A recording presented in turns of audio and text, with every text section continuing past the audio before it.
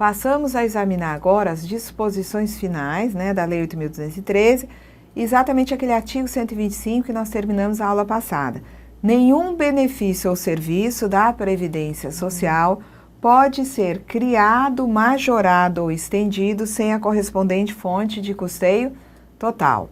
E isso é repetido lá no artigo 152 do regulamento, e isso está também no artigo 195 da Constituição Federal. Então, na hora de se criar benefício, cria junto a fonte de custeio total. Exemplo disso aconteceu no final do ano de 2002, sai uma medida provisória que depois é convalidada na Lei 10.666 de 2003, que estende o direito à aposentadoria especial aos contribuintes individuais cooperados. Então, eu estou, na verdade, estendendo um direito à aposentadoria especial a uma categoria, na verdade não é a categoria toda, é um grupo dentro dos contribuintes individuais que até então não tinham direito a esse benefício. Ao estender o benefício, a lei traz logo em seguida de onde virão os recursos para custear, tá, esse novo direito dos contribuintes individuais cooperados, estabelecendo o pagamento de uma contribuição que vai ser, no caso de cooperados associados à cooperativa de trabalho, 5%, 7% ou 9% paga essa contribuição pelo tomador de serviço. No caso de cooperados associados à cooperativa de produção, essa contribuição será de 6%, 9% ou 12% sobre a remuneração do cooperado, que vai se aposentar especial, paga pela própria cooperativa essa contribuição. Bom, o artigo 125A nos diz que compete ao INSS realizar, por meio dos seus próprios agentes, quando designados, todos os atos e procedimentos necessários à verificação do atendimento das obrigações não tributárias impostas pela legislação previdenciária e também imposição de multa por seu eventual descumprimento. Então, se for uma verificação de atendimento de obrigação não tributária, os servidores do INSS terão competência para fazer a verificação do seu cumprimento.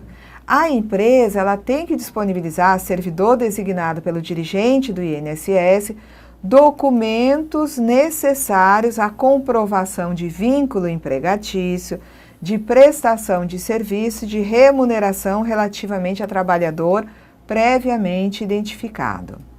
Aplica-se, ao disposto nessa lei, no que couber o artigo 126. O artigo 126 é aquele que diz que das decisões do INSS em processos de interesse dos beneficiários e dos contribuintes da Seguridade, caberá recurso para o Conselho de Recursos da Previdência Social. Eu digo a vocês que isso aqui hoje só inclui, processos de interesse dos beneficiários, porque quando for recurso relativo a contribuições, o direcionamento é para o CARF no âmbito do Ministério da Fazenda. Vamos lá. O disposto nesse artigo quanto a essas competências para verificar atendimento de obrigações não tributárias, não abrange as competências atribuídas em caráter privativo aos ocupantes do cargo de auditor fiscal da Receita Federal do Brasil, previstas na Lei 10.593, lá no artigo 6º.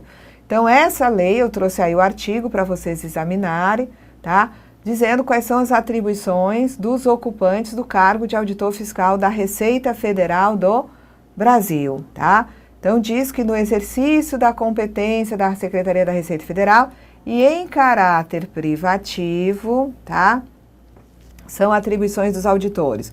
Constituir mediante lançamento o crédito tributário de contribuições, elaborar e proferir decisões ou delas participar em procedimento administrativo fiscal, em processo de consulta, restituição ou compensação de tributos e contribuições e também de reconhecimento de benefícios fiscais, executar procedimentos de fiscalização, examinar a contabilidade das empresas, não se aplicando as restrições previstas aí nesses artigos do Código Civil, proceder à orientação do sujeito passivo no tocante à interpretação da legislação tributária, supervisionar as demais atividades de orientação ao contribuinte, tá? Então, né, no caso dos agentes do INSS, eles vão ter como atribuição verificar o atendimento de obrigações não tributárias. Né, na hora de autuar, de lançar, né, de constituir o crédito, isso caberá ao auditor da Receita. Então, compete, né, segundo o regulamento, compete privativamente aos servidores de que trata o artigo 2º da Lei 10.876, aqui são os médicos peritos, a realização de exames médico-periciais para a concessão de e manutenção de benefícios e outras atividades médico-periciais inerentes ao regime de que trata esse regulamento, sem prejuízo do disposto no mencionado artigo.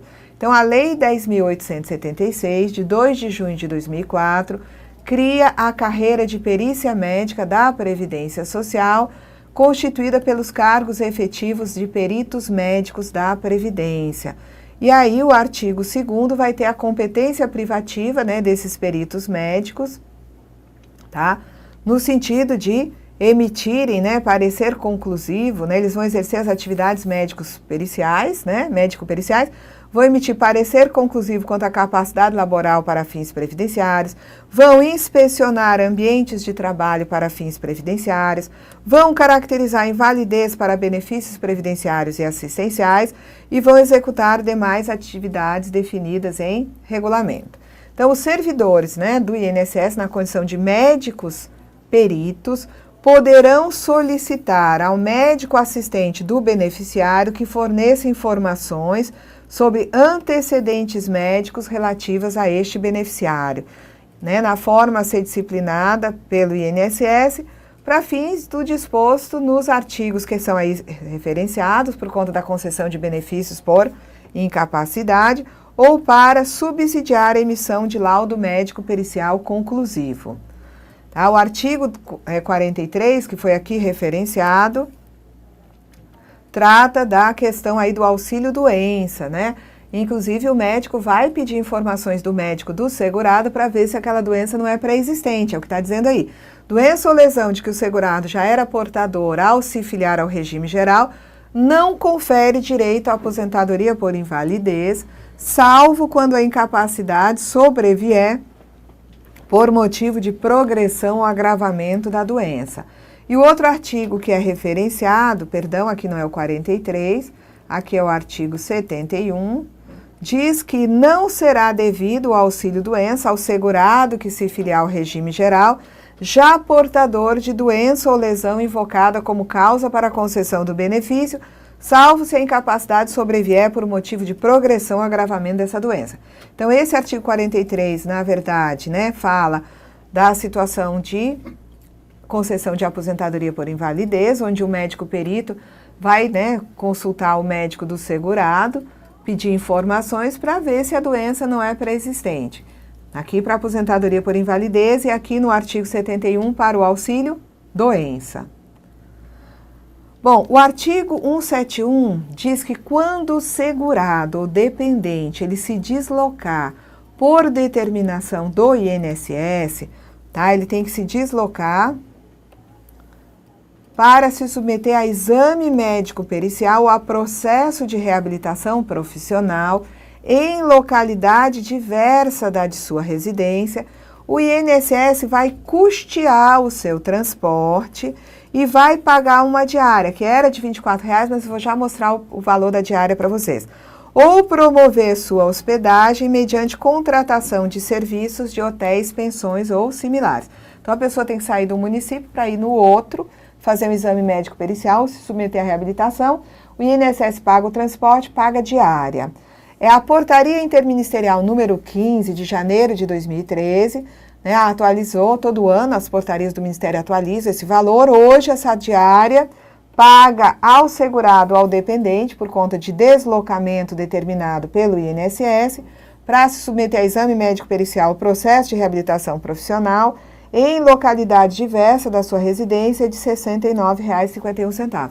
Então, o segurado ou dependente, eles têm o pagamento do transporte e o pagamento dessa diária. Caso o beneficiário, a critério do INSS, necessite de acompanhante, a viagem do acompanhante pode ser autorizada e também vai se pagar, né, o deslocamento e a diária do acompanhante. Se o beneficiário ficar hospedado em hotéis, pensões ou similares contratados pelo INSS, não cabe o pagamento da diária. O INSS ele é obrigado a emitir e a enviar aos beneficiários um aviso de concessão de benefício, bem como memória de cálculo dos valores de benefício concedidos. O primeiro pagamento do benefício ele tem que ser efetuado até 45 dias após a data da apresentação pelo segurado da documentação, atenção, necessária à concessão do benefício. Esse prazo de 45 dias, ele fica prejudicado nos casos de justificação administrativa ou de outras providências a cargo do segurado que demandem a dilatação do prazo, iniciando-se a contagem a partir da conclusão, tá, dessas providências.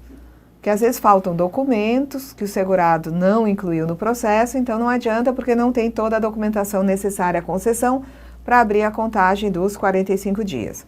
O pagamento de parcelas, esse artigo 175 já foi citado algumas vezes em aulas anteriores.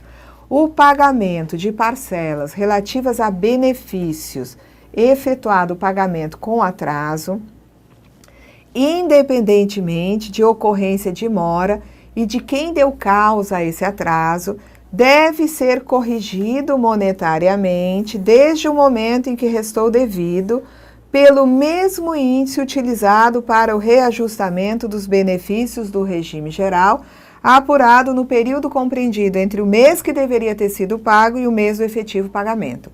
Então, os benefícios que são pagos com atraso, independentemente de quem deu causa a esse atraso, se foi o INSS ou se foi o segurado, tá? Vão ser pagos com atualização pelo INPC, tá? Pela variação do INPC entre o mês em que o benefício deveria ter sido pago e o mês do efetivo pagamento, recebimento do benefício. O artigo 177 foi revogado. O artigo 178 nos diz que o pagamento mensal de benefícios de valor superior a 20 vezes o limite máximo do salário de contribuição, hoje estaria em 20 vezes, esse limite, 20 vezes 4.157,05. Então, o pagamento de benefícios de valor superior a 20 vezes o limite máximo, aqui é quando se tem pagamento de atrasados, tá? Deve ser autorizado expressamente pelo gerente executivo do INSS, observada a análise da divisão ao serviço de benefícios. Os benefícios de valor inferior a 20 vezes o teto, quando do reconhecimento do direito da concessão, revisão e manutenção de benefícios, vão ser supervisionados pelas agências da Previdência Social e divisões ou serviços de benefícios, tendo em vista critérios pré-estabelecidos pela direção central. Então, quando esse benefício é superior, o valor que está sendo pago são diferenças de benefícios, ou é um valor de benefício que depois de discussões administrativas e judiciais está sendo pago, se ele é superior a 20 vezes o limite máximo, o teto, né, do salário de contribuição, quem autoriza o pagamento expressamente é o gerente executivo do INSS, tá, naquela jurisdição. Agora, se o valor é inferior a 20 vezes o teto, tá, aí vai ser feita a supervisão desse pagamento pelas agências da Previdência Social, pelas divisões ou serviços de benefício. O Ministério da Previdência, que não é mais Ministério da Previdência e Assistência, e o INSS, eles mantêm programa permanente de revisão da concessão e da manutenção de benefícios da Previdência Social, a fim de apurar irregularidades e falhas existentes. Havendo indício de irregularidade na concessão ou na manutenção de um benefício, ou se acontecer a hipótese prevista no parágrafo 4º, cadê a hipótese parágrafo 4º? Tá, vamos ver aqui. Houver um recenseamento previdenciário, relativo, né, ao pagamento dos benefícios do regime geral. Então, vamos voltar aqui. Então, se houver indício de irregularidade na concessão ou na manutenção do benefício, tá? Ou se houver um recenseamento, a Previdência notifica o beneficiário para que ele apresente, né, defesa, provas ou documentos no prazo de 10 dias. Então, é notificado o beneficiário quanto à constatação de uma dada irregularidade, tá? Ou na concessão ou na manutenção por ocasião do recenseamento, e se dá nessa notificação um prazo de 10 dias para que ele se manifeste, apresentando defesa, provas ou documentos. Essa notificação é enviada por via postal acompanhada de AR, aviso de recebimento.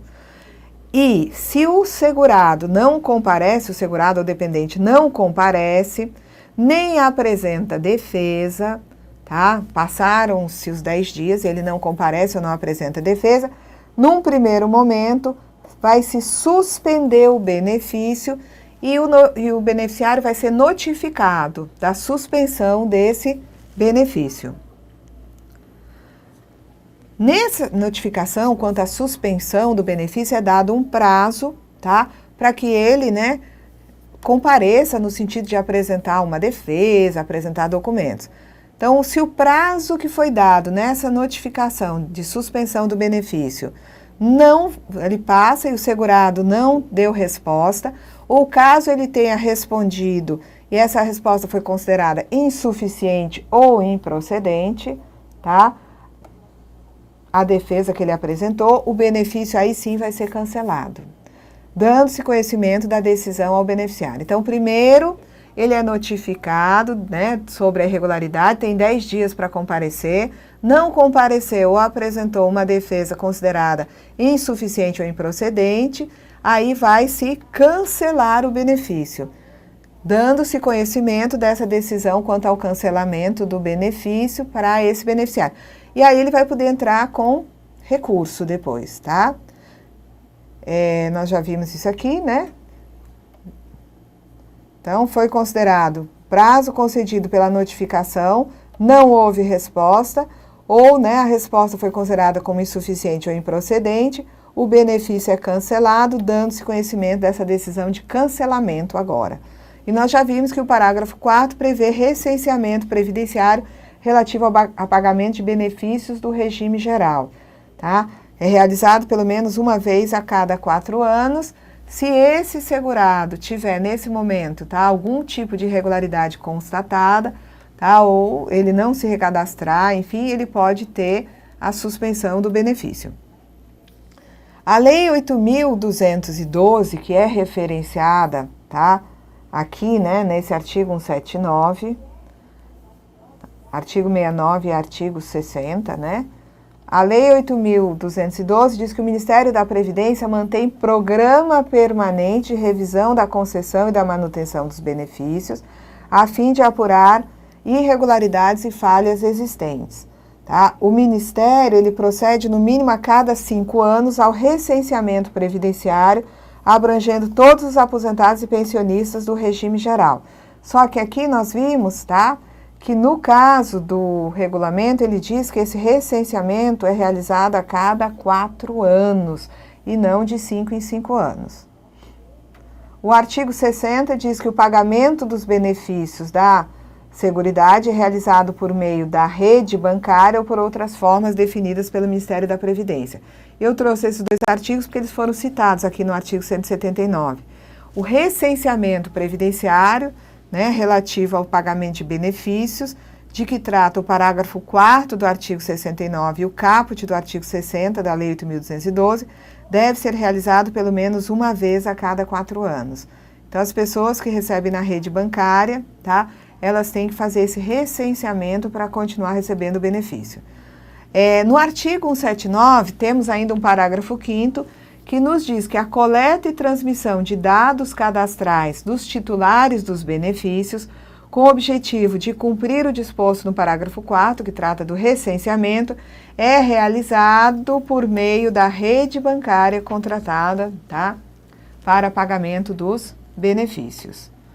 Na impossibilidade de notificar o beneficiário ou na falta de atendimento à convocação por edital, o pagamento do benefício é suspenso até o comparecimento do beneficiário e regularização dos dados cadastrais, ou então é adotado aquele procedimento previsto no parágrafo 1º, onde eu tenho a notificação com prazo de 10 dias para que ele apresente, né, documentos, tá, elementos comprobatórios, né, isso vai ser analisado pela Previdência. Ele não comparece nesses 10 dias, aí em vez de suspensão vai se ter o cancelamento do benefício.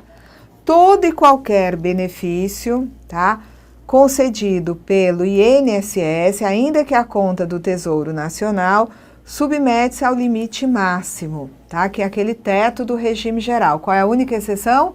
Salário maternidade da empregada e da avulsa, que aí vai obedecer ao teto do artigo 37 da Constituição, que é o subsídio do ministro do Supremo. E no caso da aposentadoria por invalidez, ela obedece ao teto, mas aqueles 25% pagos junto com a aposentadoria por invalidez para, né, cuidados de outra pessoa, somados podem ultrapassar o teto. Aos beneficiários de que trata o artigo 150, tá, da Lei 8.213, que são aquelas pessoas que foram cassadas por motivação política e depois anistiadas, aplicam-se as disposições previstas nesse regulamento, vedada a adoção de critérios diferenciados para a concessão de benefícios. Fica garantido ao segurado com direito à aposentadoria por idade a opção pela não aplicação do fator previdenciário, devendo o INSS, quando da concessão do benefício, calcular a renda mensal com e sem fator para ver qual é o valor mais vantajoso que será o, né, utilizado. As aposentadorias por idade, tempo de contribuição e especial, concedidas pela Previdência Social, na forma do regulamento, são irreversíveis e renunciáveis. Aposentadoria por idade, tempo de contribuição e especial. Mas será que isso é absoluto? Tá? Temos na sequência o seguinte, que o segurado pode desistir do seu pedido de aposentadoria desde que manifeste essa intenção e requeira o arquivamento definitivo do pedido antes da ocorrência do primeiro de um dos seguintes atos: recebimento do primeiro pagamento de benefício ou saque do FGTS ou do PIS. Então, se ele não recebeu, ele pediu aposentadoria, mas não recebeu o primeiro pagamento ainda, ele pode desistir. Tá? Então, aí também tem que ter cuidado, porque ele não pode ter sacado nem o FGTS nem o PIS. O que acontecer primeiro vai tornar a aposentadoria irreversível ou, né, na verdade, irreversível e, né, irrenunciável, tá? Vamos lá.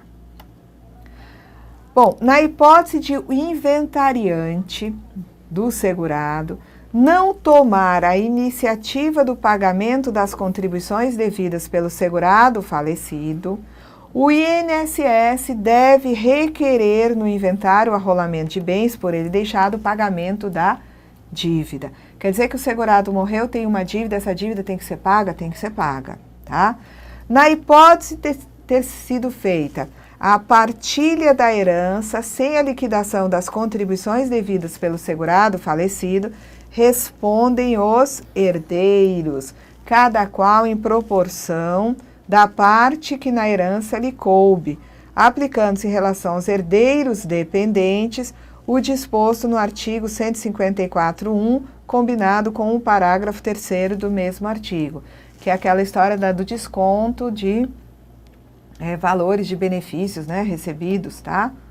Então, aqui nós encerramos essa aula, tá? Na próxima estaremos ainda examinando essas disposições finais, né, da Lei 8.213 e as disposições finais do regulamento na parte que trata de benefício. Até lá, gente.